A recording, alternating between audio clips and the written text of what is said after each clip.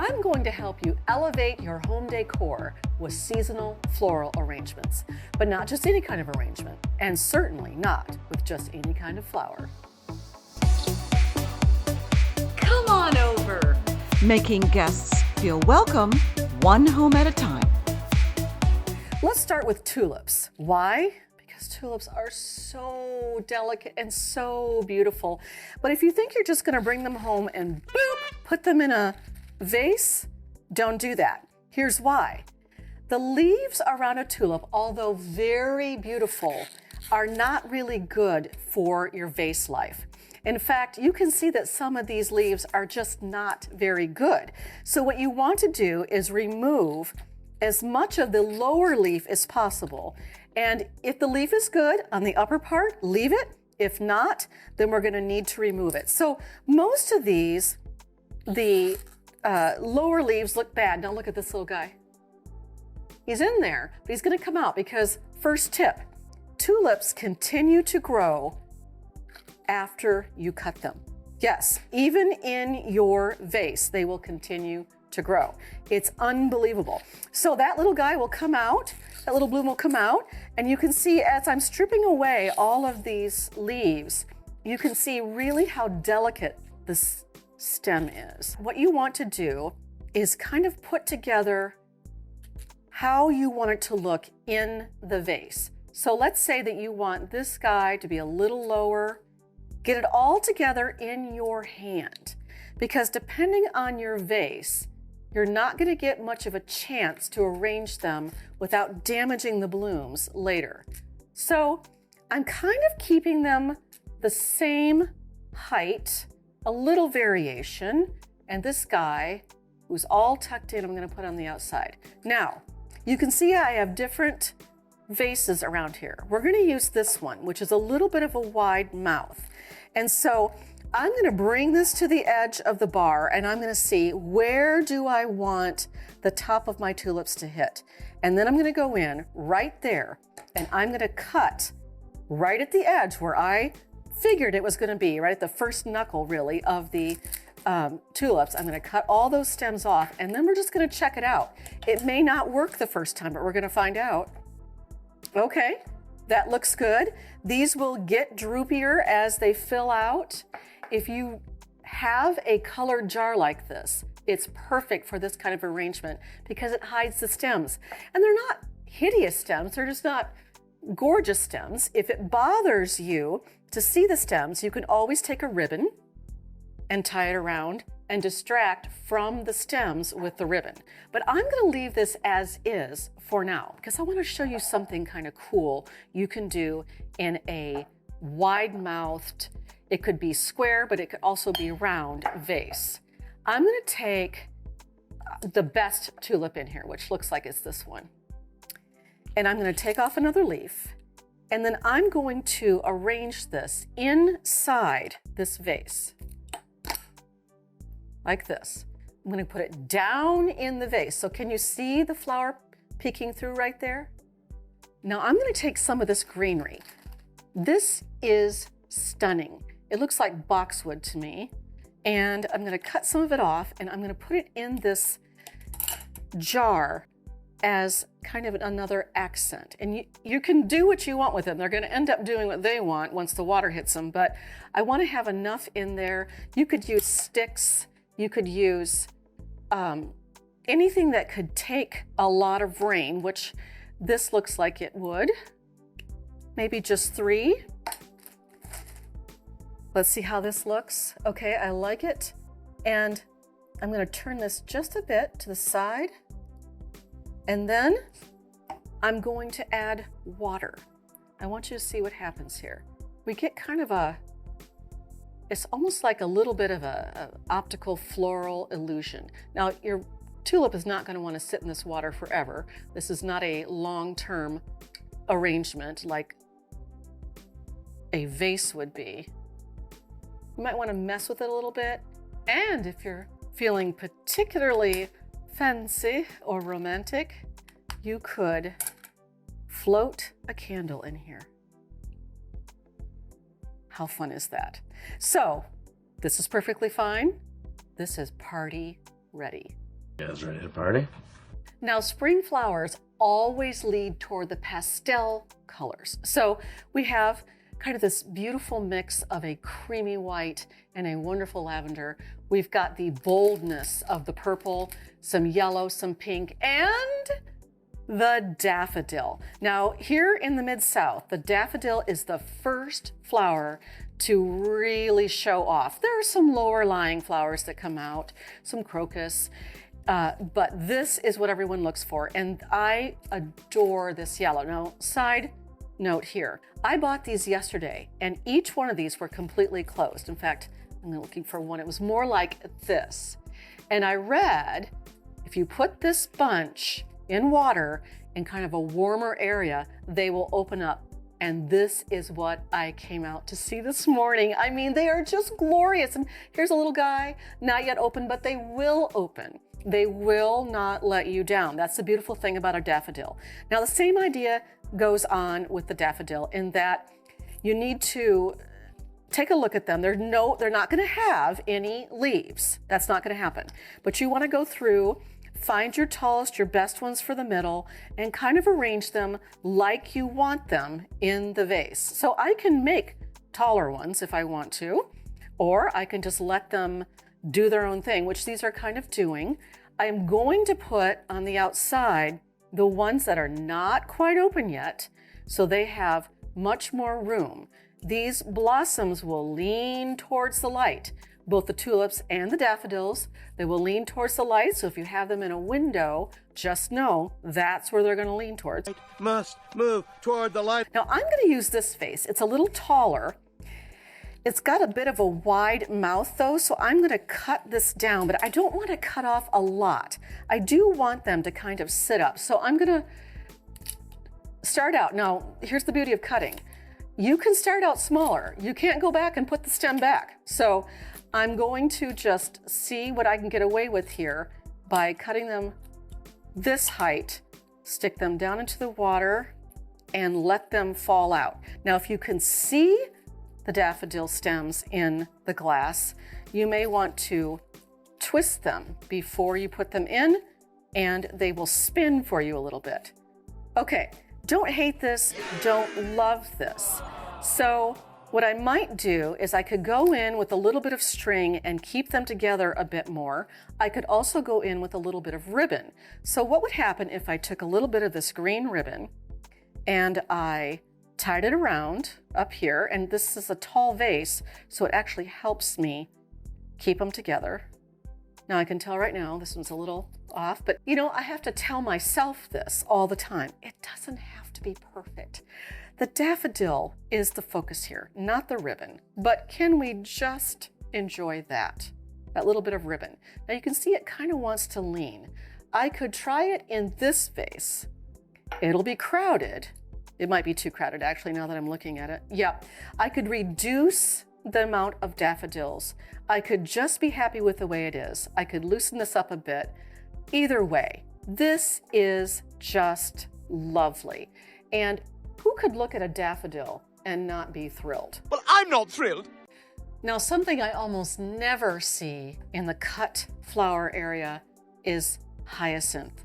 I mean, look at this. It's so beautiful. I got these at Trader Joe's, and I'm going to pause here and tell you, if you're looking for a vast quantity of flowers for really good prices, Trader Joe's is the place to go. Hey, he gave me a little free advertising. I have bought many beautiful flowers at the larger grocery stores too, but Trader Joe's always surprises me. Here's what I know about arranging cut hyacinths. You really need to remove all of the greenery. It's not particularly beautiful greenery, but when you do that, you are left with, let me show you, this stem. And this is not, I mean, it's a sturdy stem, but it's not going to, it's going to want to do that right there, which is what they do outside, which is why you stake them. So you're going to need either individual vases, or if you want to put them in a bigger vase, you're going to have something around them. And this is another great tip. When you go to buy flowers, get greenery things. I just thought this was stunning. This is a form of greenery right here. You can see it's a pretty hardy stem. It's got some color to it, might look beautiful. And I got some pussy willows, which are actually sticks. So this all helps with the shape around your vase. So what we're gonna do is we're gonna go ahead and cut these down. There's not very many of them. I immediately, when I got to the car, thought, why didn't I get more? Cheap, cheap, cheap. They might work in this vase. Let's see. They will. Now, that's an okay look. You would have to fill this with water twice a day. I don't want to do that.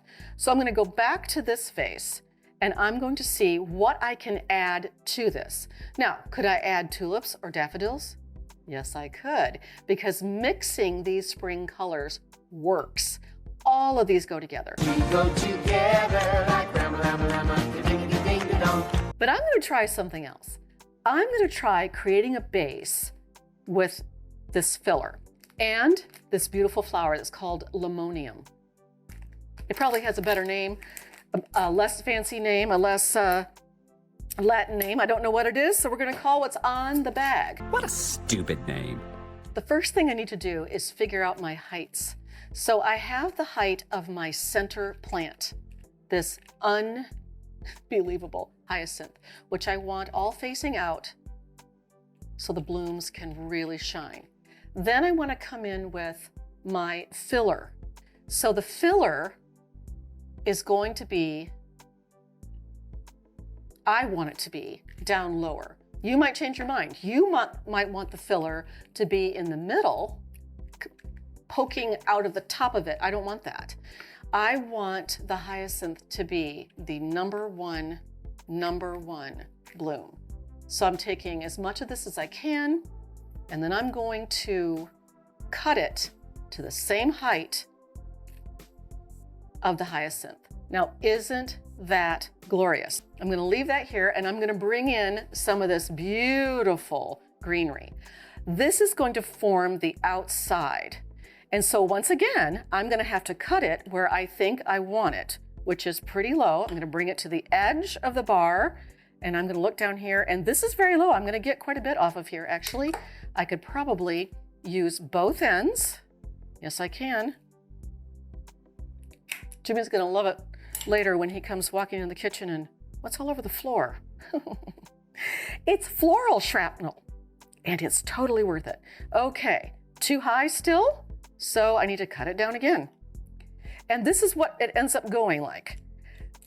I try not to arrange flowers in a hurry because that never works out for me.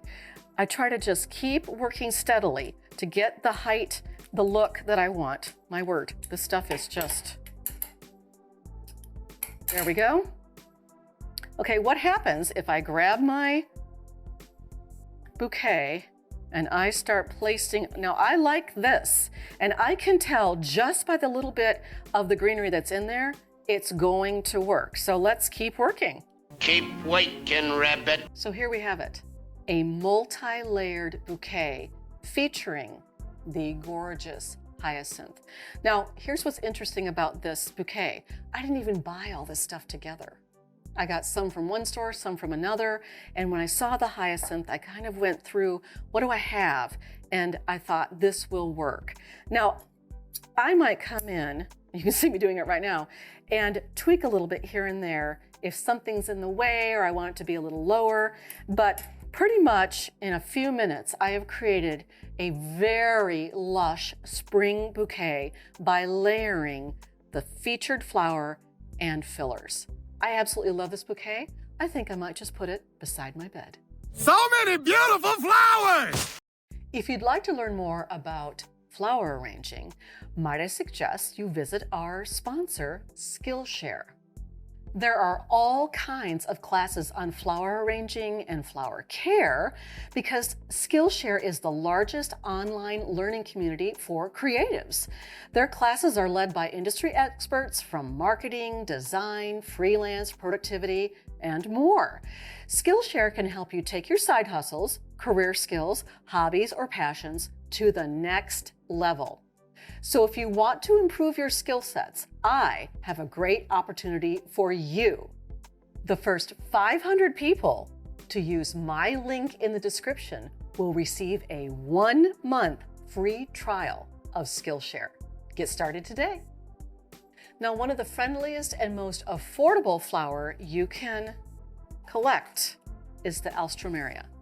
Now, what makes this so perfect for spring is this color. I mean, y'all, look at this. It's just glorious. And big tip here, so affordable, so cheap, and they last a long time. And when I say a long time, I mean weeks. These will last weeks. I have taken them from tall to small to even smaller over the weeks just to change it up a bit. They weren't suffering in any way. I just wanted to make them look different. But right now, I want to put them in a glorious profusion of pink by using this really cool vase. Pick this up somewhere at a discount place. And in fact, I picked up like 3 or 4 of them. And I thought, these are going to come in handy one day because the top, the opening is smaller than the vase. Perfect for something like this. I only got 1 bunch, so it needs to be in a tighter rim here. Now I'm going to pull off all these lower leaves because the leaves cause bacteria in the water, and you don't want to be changing out that water more than you already have to. And speaking of changing out water, for tulips and daffodils, you might want to do that every day. I know this sounds irritating, but if they come out as one group like this, change the water, put them back. See how easy that was? Super easy, barely an inconvenience. Now, this is pretty. It's very pretty like that. I could leave it like that. But you know what else I could do? I could take some stems and put them down in the middle. And that's what we're going to do. I have always loved these branches. I'm going to go through, and I probably should be wearing gloves, but I'm not, and take off all the little blooms that might be in the water because I don't want that to happen. And I'm going to go in here and I'm going to see what I think of this. Okay, let me just tell you. This is the sweetest thing. So I'm just going to go through here, pull off all this extra, and slide them down in there. And just by putting these in the middle, I'm going to create a little more stability for the flowers. And what I might do is just keep filling it and filling it and filling it till I feel like it is going to be stable. So here we go. Now this is a tall bouquet.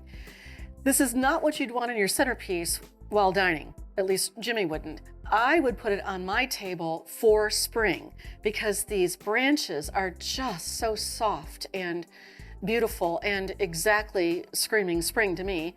And then the flowers are just so pink and friendly. Now I might go and get more of these to kind of fill it out a bit. But here's what I want to tell you about spring bouquets is they can be very sparse because spring is sparse. If you look out, you're seeing little buds on trees. You're seeing little flowers coming off of azaleas. They don't have any leaves yet. So it's okay to be sparse in your bouquets. You can be rich and full like those. You can have all one thing with no leaves, but you can also be sparse. So I recommend you do a little bit of experimenting with your bouquets and see what speaks to you. And finally, I don't always make bouquets like this. In fact, it's kind of my thing to make little tiny bouquets. Now, a dear friend of mine gave me this set of small vases, and I love to use these at dinner parties by putting them in front of every place setting. And the perfect flower for this that I found is dianthus. Now, I was really surprised to learn that dianthus is part of the carnation family, which explains why they last so long. And I mean a month. So I have about 8 stems here, and you can see they're not equal in height and structure. So I want to kind of be picky. I'm going to start with the inside, so the tallest part right here, and I'm just going to cut off anything I don't want on that part. And then I'm going to see where we are as far as height. So, I can get quite a bit of height off there. If I cut off all the other little flowers, I could get quite a bit of height. Okay, so they're tall, but they're not exactly wide, so they're not going to take up a lot of room. So I'm going to, again, bring this to where I think I want it to come out, right here at this knuckle, and I'm going to see how much room it actually takes up in this vase. Doesn't look that good, does it? I'm going to cut down just a bit more, but I can tell right away I'm going to need other stems in there. So it came with these stems. I could add these stems, but it's going to look weird. I'm going to save these for a smaller one. So I will just come in with another stem, a nice hardy stem. So I'm going to cut off this one. You'll notice that I'm also taking off any leaves that would get down into the water and cause a problem with bacteria. I don't want that. They don't want that. The leaves don't want that. So let's see what we have. Okay, that's a good height. I'm going to try this in here. Little leaf wanted to hang on. And that does fill in a bit more. Now I will keep going with this idea of little vases. I might come in and take a little bit of this greenery. Let me just hold up a little bit of it and show you. Pop a little bit off. This might look pretty in here. Why not? Like that. I could also come in with a daffodil. I don't think I'm going to because I like the structure of this. So don't feel like you have to have large vases and big ribbons, that kind of thing. You can use almost anything as a vase, actually. I've used little glasses before, I've used cups before. If you can get it to sit down in there and take up water and look pretty, it'll work. I could also come in with a little bit of ribbon. I've done this before. Not every one of them has a ribbon. I don't always do matchy-matchy, or I might do different colors of ribbon. I love white on a vase, actually. Now see what that does. Adding a little bit of ribbon to this little tiny baby bouquet really kicks it up a notch, don't you think? So I'm going to put all these together and show you the finished product. And here they are. They're not particularly grand in any way, but I just love the yellow with the hot pink margins on the flowers. I just think they are glorious. There are a lot of blooms that have not yet opened, and these will last for a month. I'm not kidding.